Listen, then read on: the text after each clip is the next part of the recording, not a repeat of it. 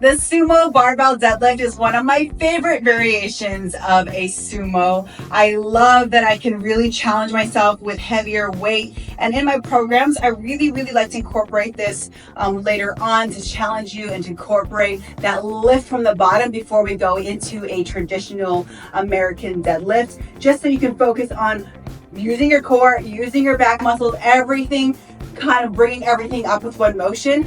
There's a little less range of motion than you would with a traditional American deadlift. I think it's a really great option to start when you're just really getting into lifting heavier with a deadlift from the ground.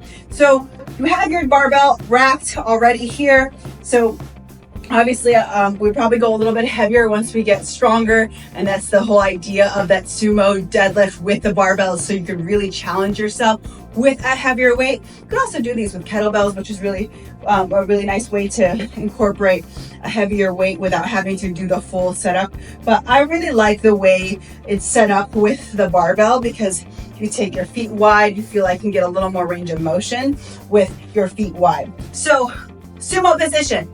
Toes are turned out, your feet are wider than your hips. Chest is up.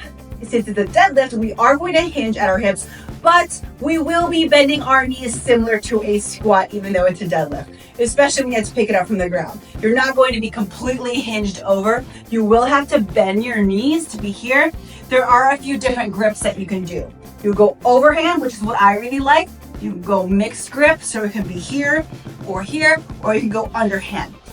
It's all kind of a personal preference. Everyone finds one that they like the most.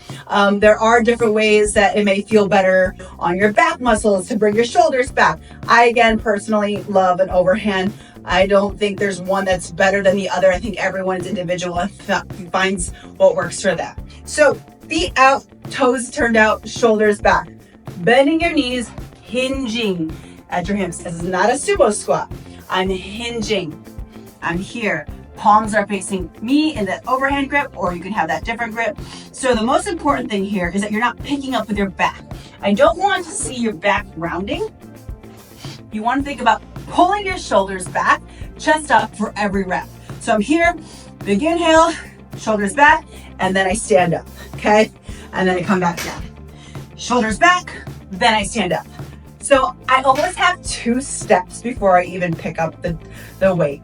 I'm here, shoulders back, then I stand up. So there's engagement. So it's not just pick it up, it's shoulders back and then pick it up, okay? So making sure that you've got that core engagement to protect your back, to make sure your breath is set before you drive up and off the ground, stand up and then set it down. So I really love this move. Again, it's a great way to start challenging yourself, getting used to picking up heavy weight up and off the ground before you start introducing traditional American deadlift. That's usually how I like to program it. Everyone's a little different, but especially if you're newer to the barbell, this is one of my favorite ways to introduce that.